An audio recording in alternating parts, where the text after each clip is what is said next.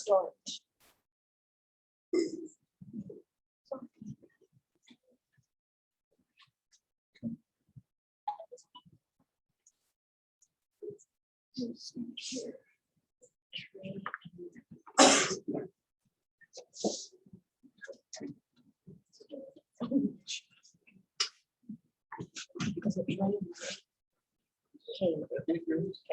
Huh?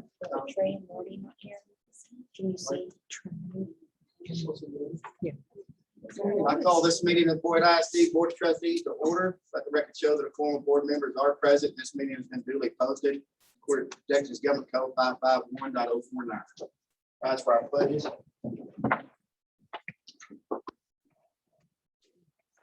Allegiance to the flag of the United States of America and to the republic for which it stands, one nation, under God, indivisible, with liberty and justice for all.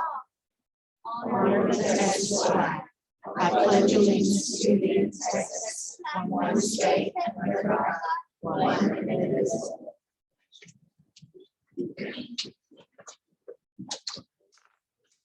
I would lead us in a prayer, please. Father God, we thank you for the opportunity to come here and serve one of this, an opportunity to serve this community. Lord, as you give us to make the best decisions, Lord, to help our provide education for our students and our teachers and our staff members with us. So now, through all this, we might play this thing for Christ. Special presentation, human resources. All right, I would like to ask, I want to talk about human resource. The Human Resources Division is instrumental in recruiting, selecting, resourcing, and retaining quality staff. Human Resources plays a key role in fostering satisfaction and loyalty among employees and keeping them informed about policies, working conditions, compensation, payroll, and benefits. Human Resources is a valued and respected department that sustains the district's most important asset, its people. The Boyd ISD resolves that October 13th, 2021 be observed as Texas Education Human Resources Day. The board encourages students, staff, parents to express their appreciation to our human resources team for their dedication and commitment to Boyd ISD employees and students. All right, well, anyone involved with human resources, please stand. All right, thank you. All right, and then school board superstars. All right, this is the fun thing. Each month, Boyd ISD will recognize students who have gone above and beyond exhibiting our Vision 2025 core values. Only one student per grade level will be awarded this high honor every other month. So for every grade level, there's only 4 students per grade level that get that for the entire year. Prestigious honor. Our core values include empowerment, resiliency, ambition, integrity, and innovation. This month, we'll be recognizing our students in the elementary and middle school grade levels. Please come up as I say your name, and we acknowledge you for being a school board superstar. From pre-K, Drayden Estel.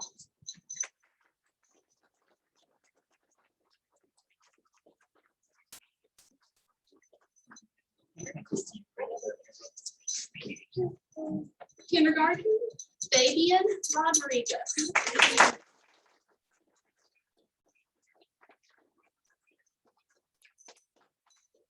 First grade, Kason Hansen.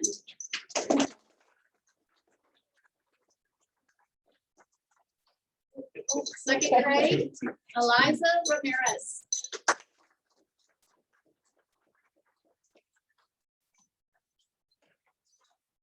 Third grade, Jackson Carter.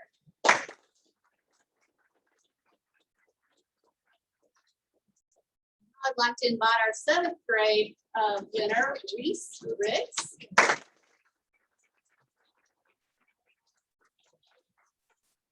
And 8th grade, Camden Plain.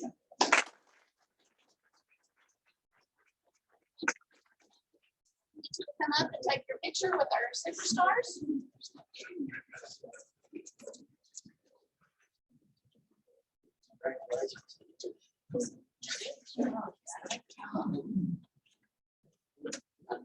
you too, Tom. Hey, y'all are good. He's ready. They're ready. He's ready. Okay, 1, 2, 3. 1, 2, 3. Hey, parents, if you want to come up and get your pictures, you can do so at this time.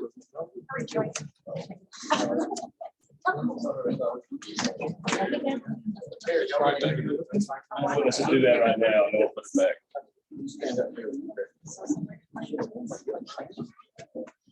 Just smile, smile and look handsome. It's gonna keep on going.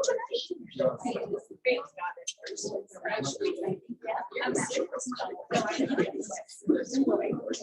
right, congratulations. That's not nice.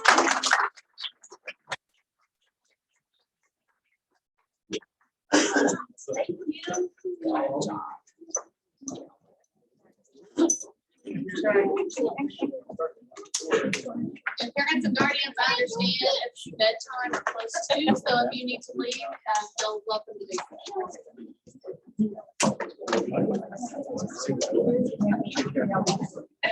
Thank y'all.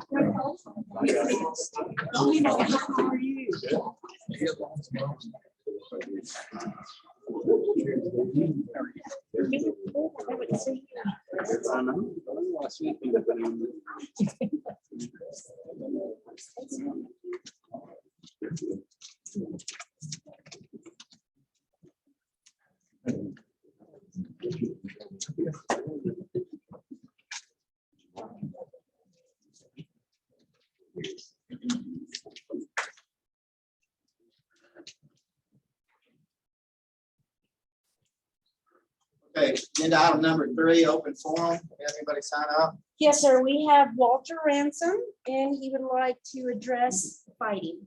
Walter, you'll come on up. Walter, prior to you addressing the board, you should state your first name on addressing the board. You're limited to 5 minutes to make comment. The Board of Trustees cannot comment on presentation. The applicable member of the district administration or campus administration will contact with you after you're done. Copies of presentations at present should be made available to all trustees, and board policy prohibits the discussion of complaints against district employees during an open forum. Okay, so the main thing is that we're not able to answer questions or discuss any of this with you, but you have 5 minutes to speak. My name is Walter Ransom. A lot of y'all know me. I'm up here tonight.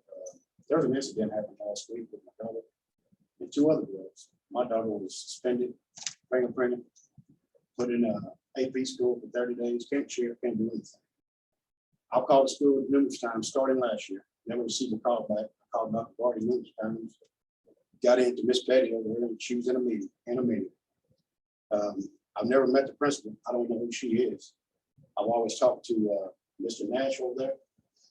But through my investigations of all this, Miss Reed, the rules, I guess that's right here. You remember these words that Jessica Ransom will be in high school next year? What are you gonna do about this bullying? You say not on my watch. It's not on your watch, but you cut your clock off. It's bullcrap. Y'all done nothing. Dr. Warren, you said to me and told a bold-faced lie. When I talked to you, I'm sorry, forgive me, but when I talked to Mr. Nash about the incident of girl grabbing my daughter, it was stated to me that the girl never should have got up out of the seat. When I talked to Mr. Nash, he told me that he stand by his word, that this girl was being a good Samaritan, breaking the fire. And I tell him, if you can look yourself face in the mirror and do that, then you're the problem. I left his office and came straight over here. I called in, Miss Betty said there was a meeting going on. I said, well, I'm walking through the door. And she said, if you don't mind sitting down with the superintendent and the assistant superintendent. I said, I don't care, I'll go in. As in this meeting, I told Dr. Vardy, I said, Mr. Nash said that you hadn't, she said, I've already addressed that to him about the girl. I said, that's funny because I just left his office. He said that he didn't talk to me about this. She looked at my wife and my daughter and goes, did he say this? My wife said, yes. My daughter said, yes. All these kids are the same. When I looked at you on that bill and showed you the other bills bullying people, I said, I want to press charges. I get back that I can't press charges because it's not my child. You're wrong. Trey's child is my child. Bill's child is my child. Every boy and child is my child. This is a community of love here. Each one of these y'all belong to Walter Ransom. I love each one of these people like I love my own. This is not Nashville. This is a one-horse town. We love everybody. My sister here's daughter got bullied last year, had to go to homeschool. None of y'all picked the phone up to check on this young lady. Not one. I get a call from my sister. I take a note so she'll have someone to talk to. Y'all the one taking care of our children when they're here. Treat everyone the same. I see a kid at the football game get hurt, and broke home. He walked out. Y'all just sat there and looked at him. Another kid saying not get hurt. You and this lady walked like you broke your heels. Look like you same boat is level racing around the track to another kid. Treat each kid the same. Don't look at one because that's the clique you hang in. That's not who we are here in Boyd. I've been in Boyd 51 years and never stepped foot in a school board meeting in my life. I'm here tonight because this administration is crooked. Y'all aren't right. Y'all ain't fit for these children because y'all got favoritism. That's all I got to say, and I'm done. Thank you. I got one more thing, Bill. I'm sorry, but I got a few more minutes left. Here's another man that came with me tonight. They called up here last year numerous of times. Said his daughter was getting bullied. Every time he get called, they're in a meeting. They can't get back. This man's daughter spent 10 days in the hospital trying to commit suicide because of bullying she got here. Nothing done about it. That's the administration we got here now. They turn their noses to the ones that need, but the ones that like, they follow them like a puppet. It's not right.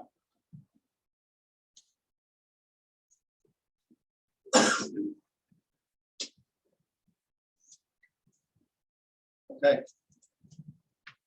Agenda item number 4, consent agenda items, approve the minutes, the budget amendment, and approve payment of the bills. Any questions? Greg's still doing all the HPLC, HPLC assessments.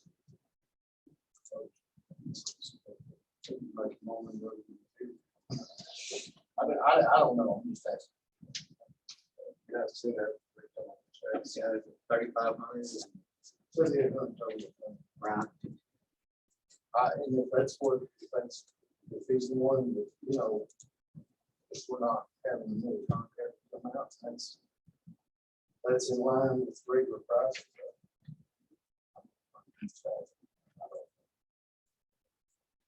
My understanding is that JB Chris has contracted with him because he does provide the most efficient rates for the district. So, And he does know our system since he has been. Yeah. Since he's been.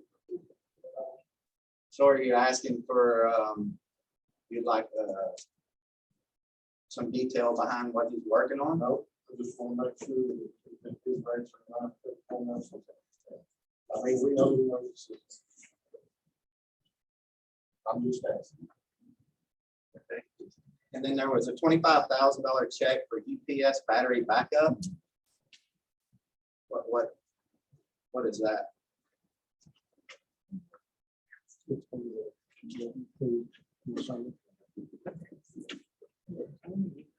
That was a part of what we approved in the summer for the equipment for the battery backups, along with cameras and just the other items, the cameras, the phones, and the battery backups. Where are we at on this? That's and all that. That was approved. We have the doors left that did not get paid in 2021. They were not in. I don't know if they're in yet. They're They are not. still not in. So They- that 62,000 of that full amount is what we have left. Did we have any additional money left in the bunch of the items? Or we- I think we've expended pretty much exactly everything the way that we had intended it to go. We did everything Yeah. you approved. We've expended, or the doors is what's left. Now, how far along are we complete the work? On the doors, the last I heard from Mr. JB was the end of the month. They should be into the company, but I have no guarantee on that. All right, any other questions? Get a motion? We approved the agenda. So get first by Trey, second by Kyle, all those in favor? Agenda item number 5, discipline protocols. Okay, I was asked to conduct a discussion regarding our discipline protocols. And what I chose to address, and we can address anything you wish to address, but I did put on here specifically bullying, our discipline matrix, and our code of conduct. So as we look at our approach to discipline, it's similar to what parents have to do at home. We set our expectations and we provide consequences for not meeting those expectations.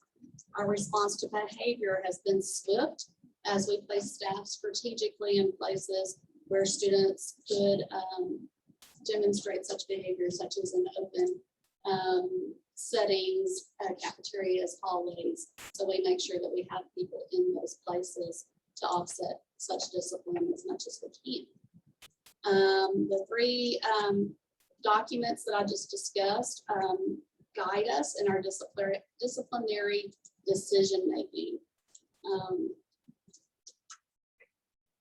Back in July, we approved our code of conduct. Our code of conduct is required by Chapter 37 of the Texas Education Code.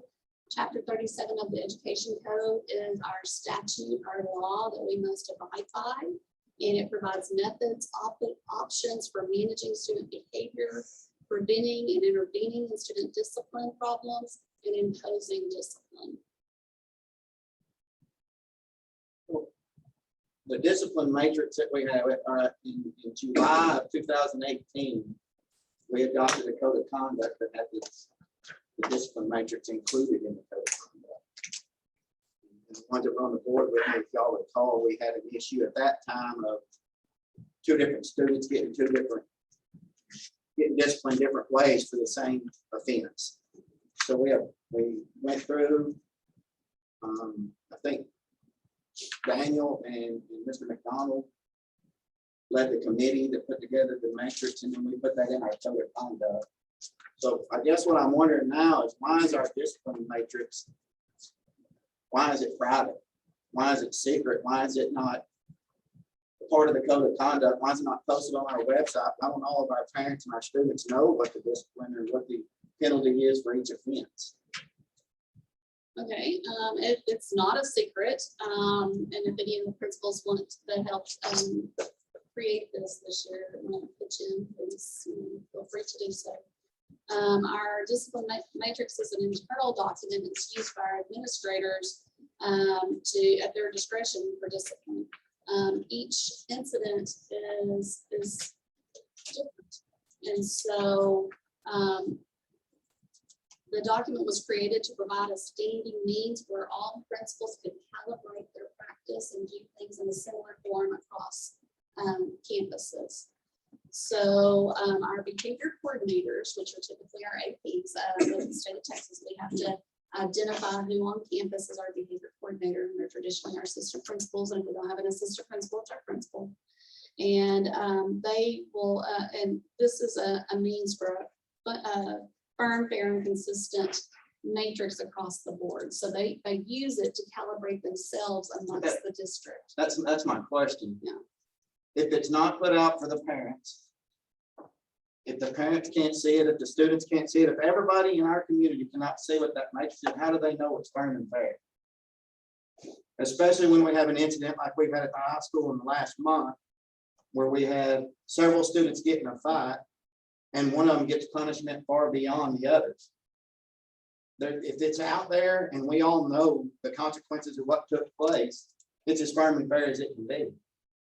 But when we don't publish that to everybody, then nobody knows what it turns into secret probation. You don't know what the penalty is going to be for the offense because it's not out there. You know what I'm saying? And it's not how we handle everything else. Right? I mean, a student don't go into the class to take a test. They understand what's required of them to get an A, a B, a C, and a D. It's not a secret grading matrix when we get done. Right? I mean, it's there in front of them. They understand how many questions are there and how many they're required to receive an A. And to me, I feel like we would be more consistent. We would save ourselves brain damage, for lack of a better word, you know, you wouldn't have all this coming back saying, well, you treated this person this way and you treated this person this way. It would be there in front of them. They can go to the website, look up, here's the offense, and this is what took place, in my opinion. And I don't know why we adopted to the code of conduct and decided to remove it. See, I didn't know it was part of the code of conduct in the past, so, Well, it was there when we updated it. Well, I don't know why it wouldn't be. I mean, that's one and all, right? And then having this one matrix. It's forced to come talk. I agree.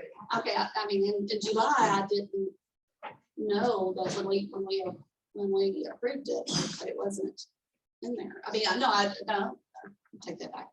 I did not know y'all wanted it in there in July when we approved this for the code of conduct. No, wait, Because it was approved as it was written, and had I known, we would have discussed it. But over we time. didn't know that you were using the number matrix, like. We preach transparency and consistency. Yes, When a child is disciplined per the student handbook. I've been over it to find to coma discipline. It was my fault. I had not gone through it. It's 50 pages, I understand. But I understand it now. But if I do not know that there is another part to it, why is the child held to any kind of accountability with a parent? We don't know about it. the matrix is not created, was not created to be something in addition to take the place of the code of conduct.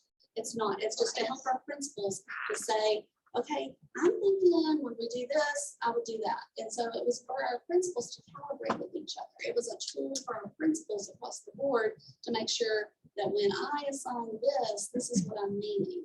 Just like when we go into classrooms and we do teacher walkthroughs. We walk in and I'm like, okay, I see the teacher and she is sitting at her desk and I see kids over here in the corner that aren't paying attention. And then I walk out with the principal and I'm like, what did you see in the classroom? And I said, well, I saw it must be for paying attention or something.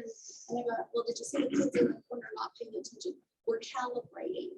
So it's, you know, it's just something internally that we do in our practice to ensure, are you seeing the same things that I'm seeing? It's not the code of conduct is the code of conduct, and that is statewide. It is a code of conduct is the question, it's the discipline.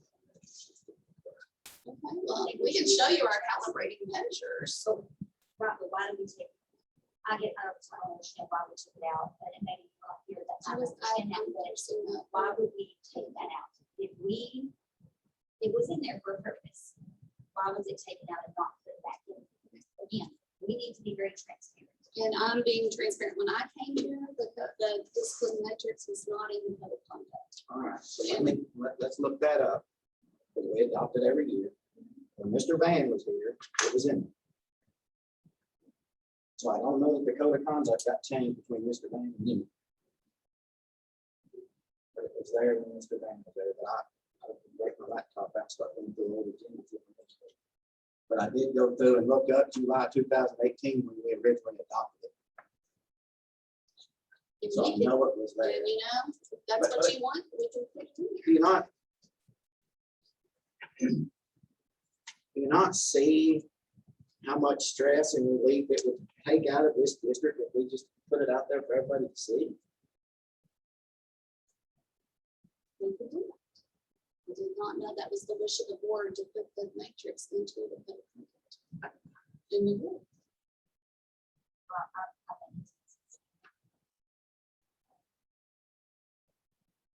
Yeah, I'm upset. So going through this, I had an issue with my own children, so I'm going to bring this up. Went in, talked to Mr. Nash, and we got to talking about the student code of conduct. I apologize, I need to go through it. One of the things I asked was, where do we put children that's in between OSS, the out of school suspension, the age, it's not, I'm sorry, not in between, not like that bad. He said, well, normally we have to put in an ISS, and according to the handbook, that's what it says. We do not have ISS. Why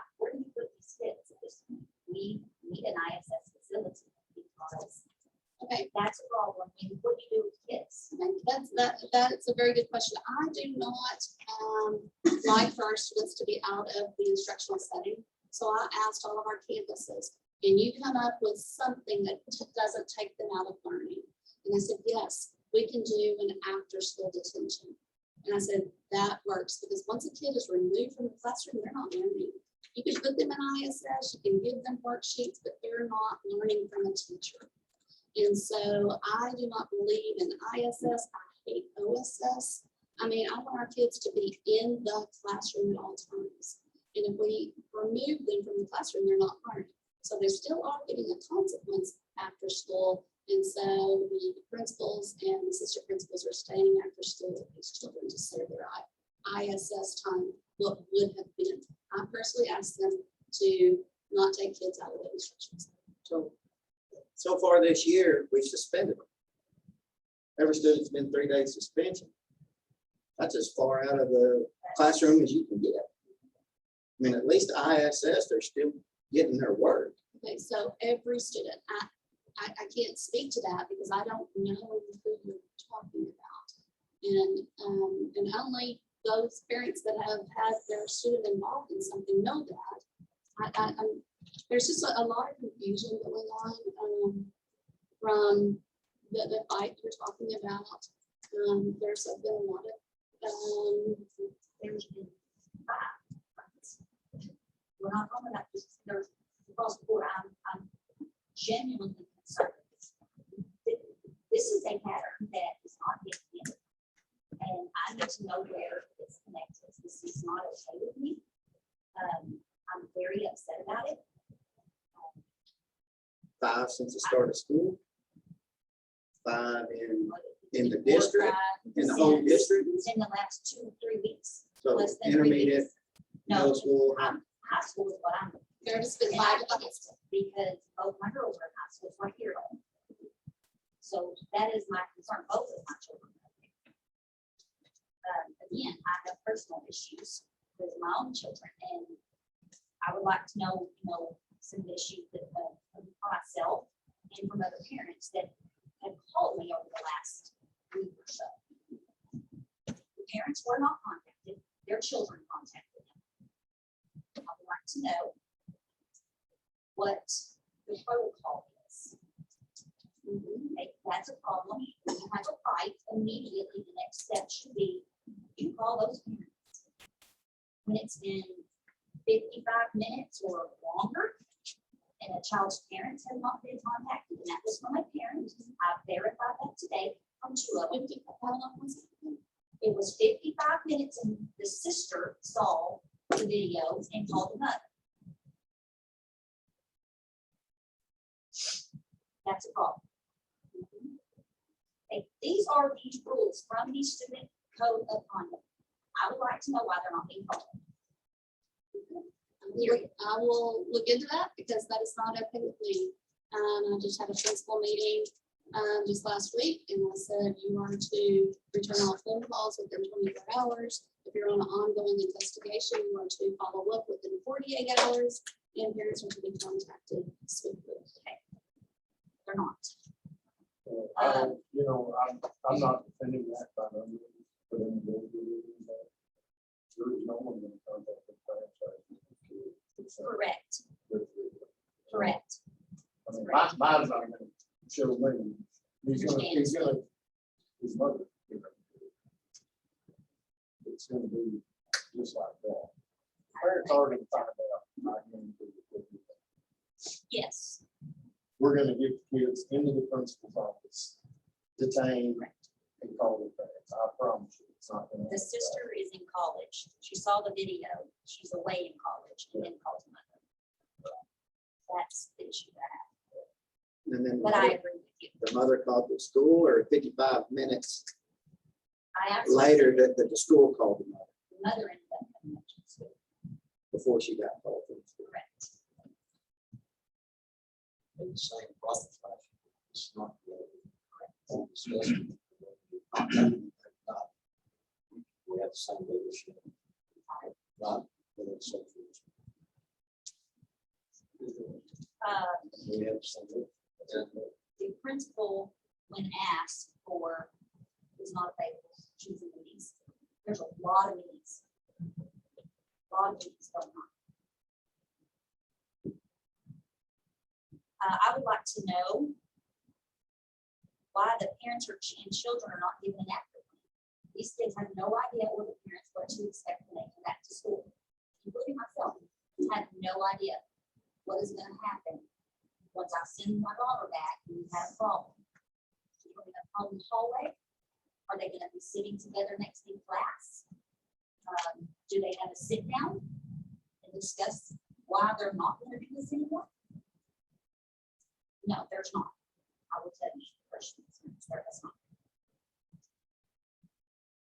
Why are the parents not given an opportunity to be face to face?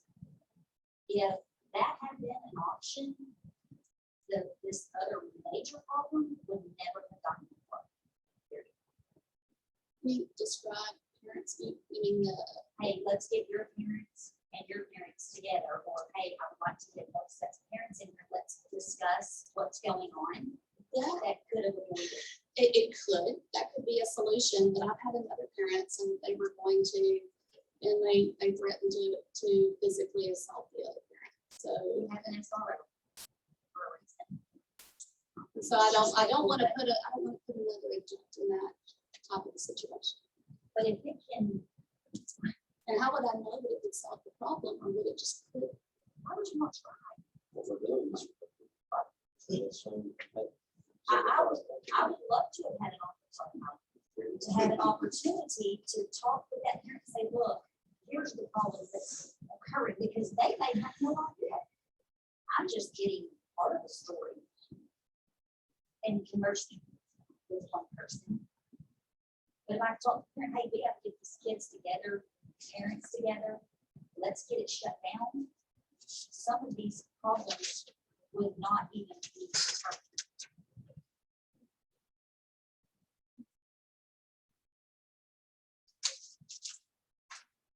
I'd like to know what type of mediation is actually offered for the kids and or parents.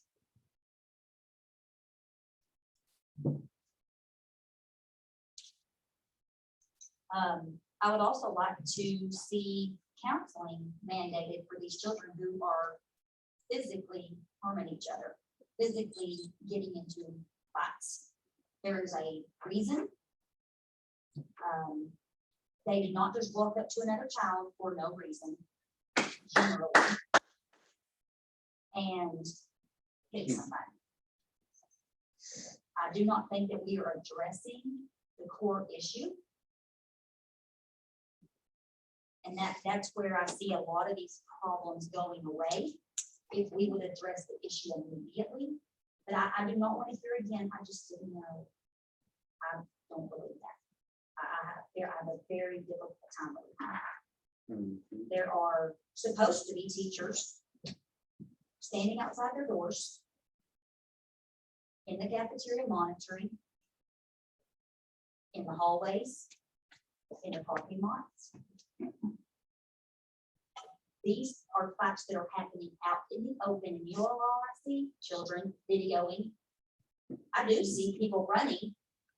They're coming from several directions, but it's not enough.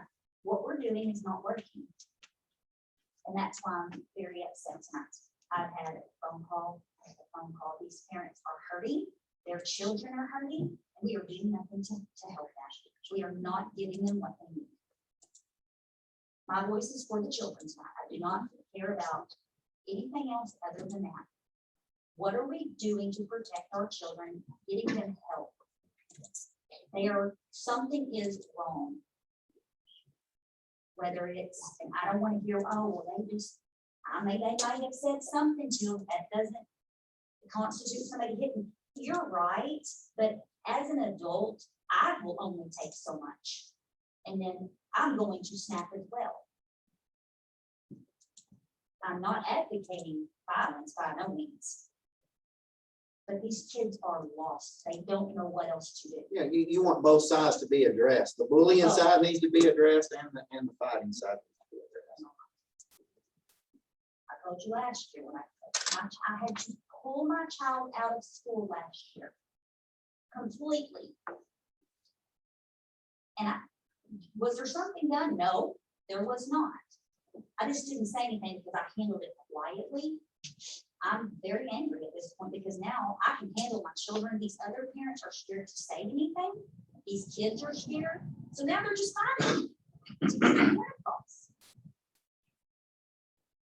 I'm very, very concerned. I don't know how else to address it. What we're doing is not working. I would love to know what restorative practices look like. That's not working. We've got to do something else. We can still do that, but not all children are going to respond to restorative. These kids are not scared of this administration. They have no healthy fear like I did. I knew the second I walked in there, oh my gosh, I'm in trouble. It's still children laugh.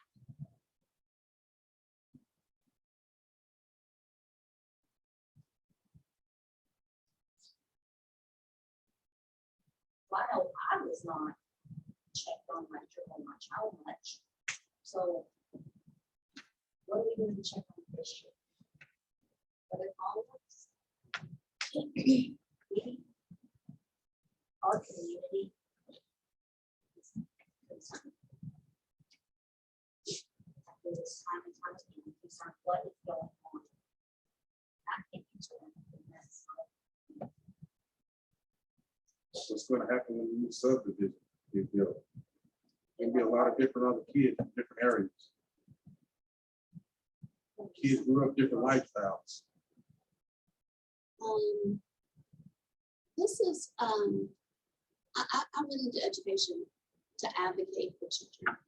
I went into education to see that kids are safe and have a place to learn. We have provided on our website a form to be anonymous. Just let us know what's going on. I hear from others, I don't look at Facebook anymore. I hear from others on Facebook, parents are saying this is happening. Please tell us. Please tell us and we will investigate every single one. We have a bullying investigation that we have a flow chart right here that we've gotten from Texas State. And Texas State provides all of our safety and school safety procedures. And so we have a process in which we use to investigate that. Principals, how many bullying investigations have you gotten this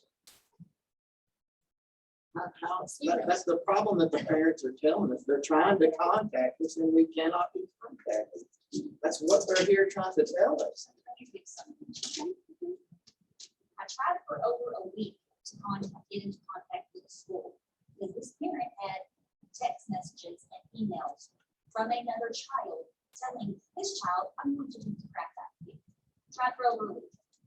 The dad went to the school twice in the same day before the fight happened. Okay. 2 messages were left at the school and no one called back. Dad contacted the school a week before the fight, told them what was wrong with happened, and no one called him back. Mom went to the school on Friday and was told he was suspended until the next Wednesday. That's it.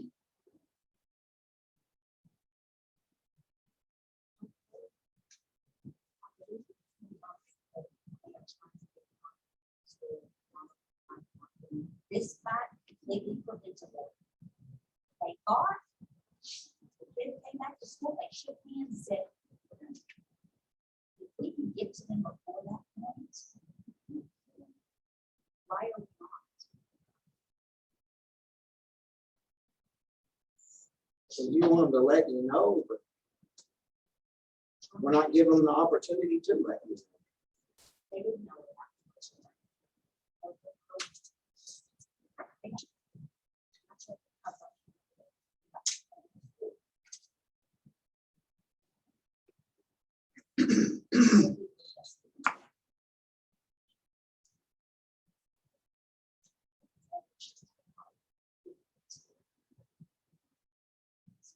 not going to let this disrupt them. I don't care if people are upset with me.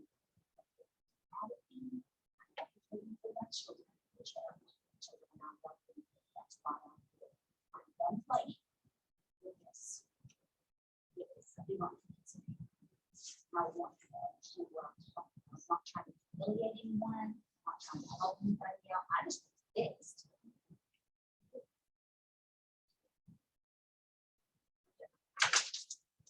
Any other questions? Any other statements? Okay. Agenda item number 6, instructional focus, BISD campus beginning of year map overview.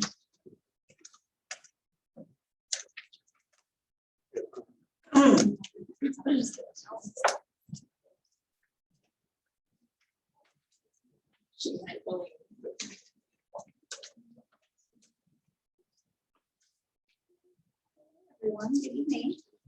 This evening, we are excited to share with you all some beginning of year math insights. In October, Mr. Chapman is going to do a deep data dive with you, just detailing all of the campuses.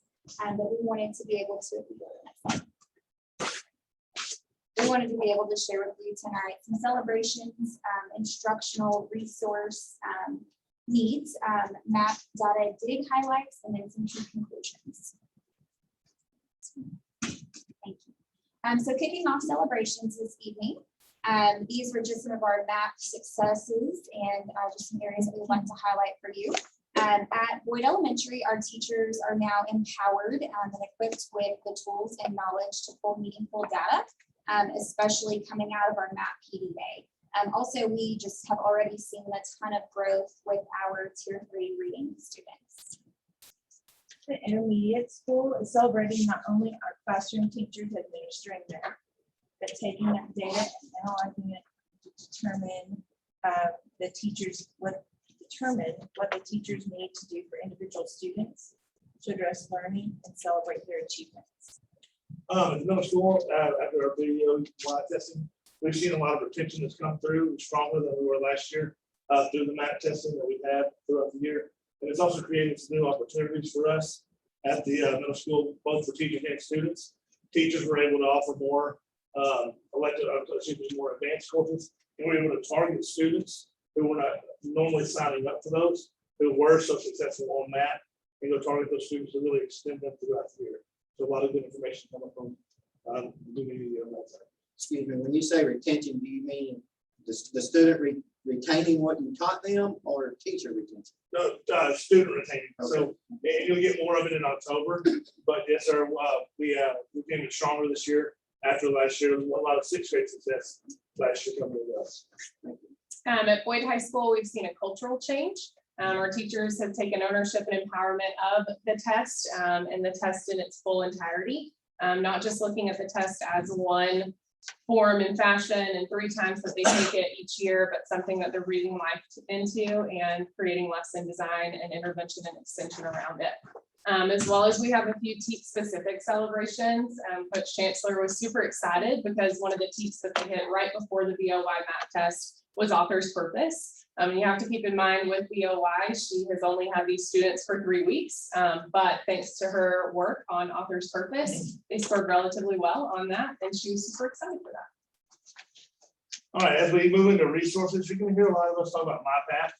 MyPath is a new program that we got this summer, where that all campuses are going to use, and they're all going to refer to it.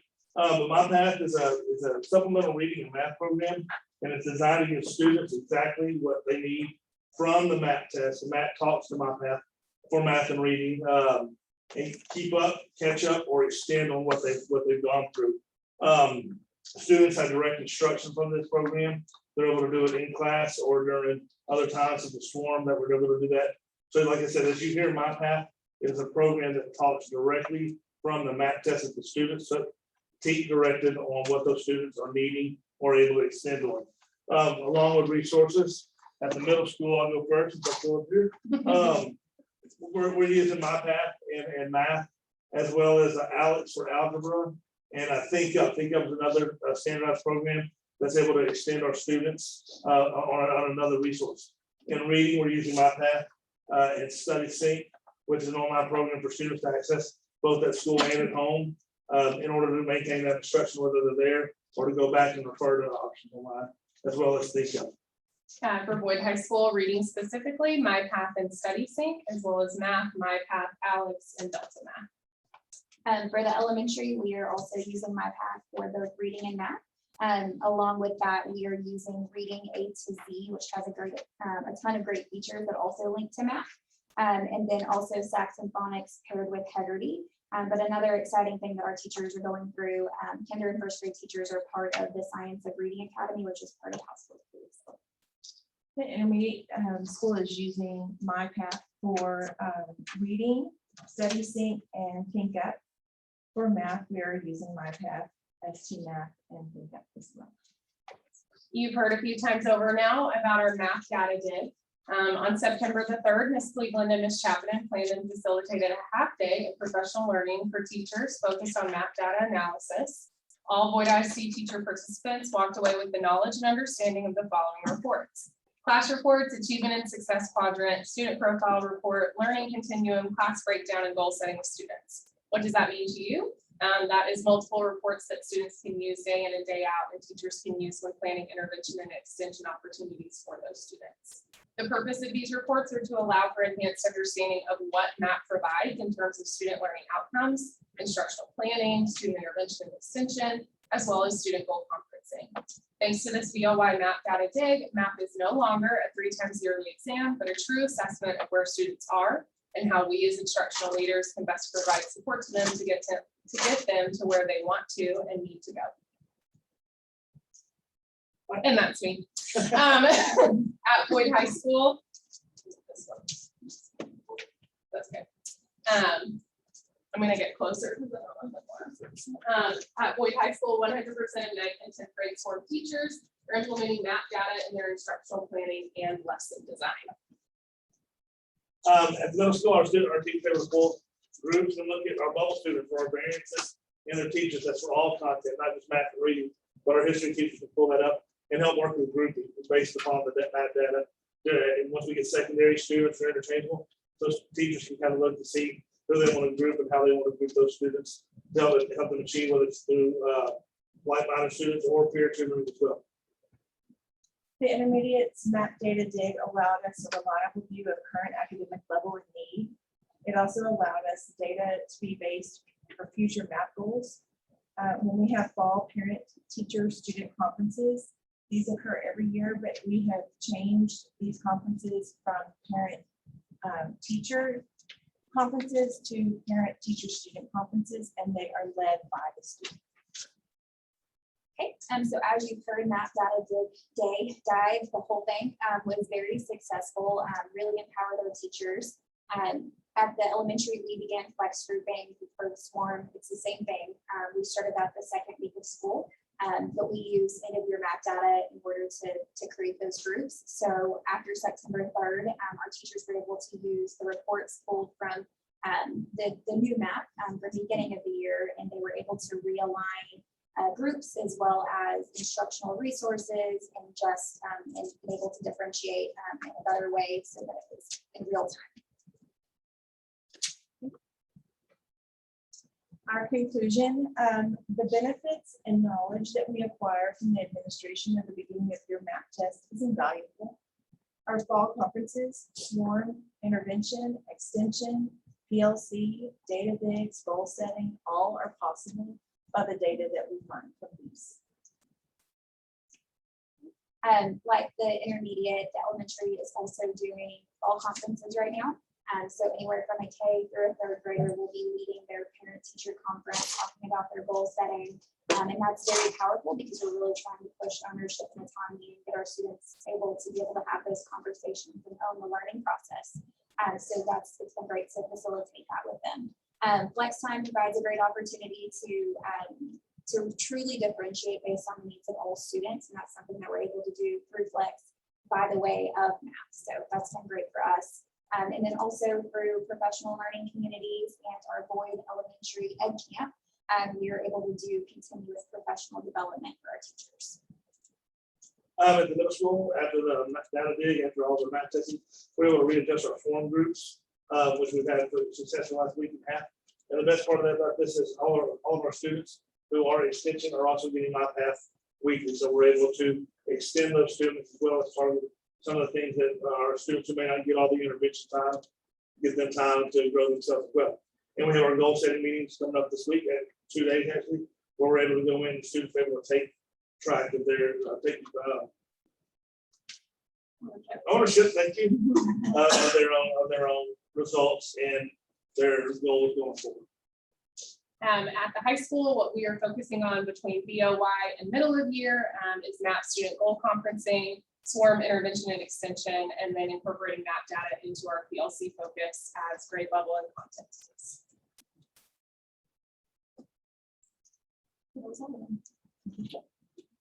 Thank you very Any much. questions? Okay, thank y'all very much. Thank you. Okay, agenda item number 7, report superintendent. All right, I put our most recent as of today ADA tracker. I've noted that on Mondays, we take a dip in attendance, so our principals have implemented some swarm activities that will make students want to come to school on Monday. We hit a low point about August 24th, and then we ended up having to close the elementary school on the 26th and 27th of August due to not having enough staff members there for our 22-to-1 ratios. Starting on September 8th, we're going back up. Our goal as a district is 97%. And it's a pretty ambitious goal for a COVID year, but I know we can meet it. And our principals are currently providing incentives for good attendance. Our enrollment as it stands right now is 1,230 students. Last year, we ended the year just 5 students less, 5 students more actually, at 1,235 students. So we're 5 students off from where we were last year. Any questions? How does the, hired someone with the high school possession funds to call students and parents on a daily basis? How's that going? Is that right? She's on top of it. She calls all the varied attendances. I mean, is she able to get kids there as far as calling them? Are we seeing the So results? I'll speak to that. She has actually been crucial in addressing chronic absenteeism, and we have done, I believe, 5 home visits thanks to her work and efforts. And those students have either returned immediately to school or they withdrew, and they did so in the correct process. So she has done a fantastic job of making contact, identifying who is chronically absent, who needs to turn in doctor's notes and things like that. And really, she's one of our first COVID line people because she's one of the first ones that we're not waiting on a phone call to us. She's communicating out immediately and getting that. So it's been, she's I been just wanted great. to see if that was helping at all as far as, actually reaching them. We're just looking at It's not raising your percentage. Right, You get more contact, but you're not raising the percentage. that's what But I can tell you when we had COVID, my family, she called 3 or 4 times over a week and a half, 2-week period. Reminding us that Randy's not there. That's all. Unfortunately, we've had a lot of COVID. All over this year. Is that the only campus that we have? High school? Yes, our King's Clerk's track attendance in the business. Mr. Chapman. Oh, Mr. Chuckton had to fly out for a game. Okay, and Chief Financial Officer. I do not have anything other than the reports I provided to you unless you have any questions. Okay, any questions? Okay, it's 7:30. We're going to agenda item number 8, closed session. It's under Texas Government Code Section 55107.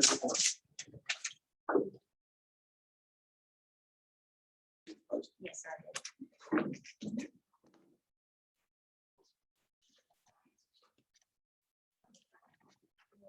It's 8:30.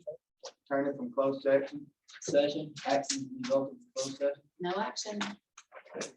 Agenda item number 9. Second that. All those in favor? Thanks, guys.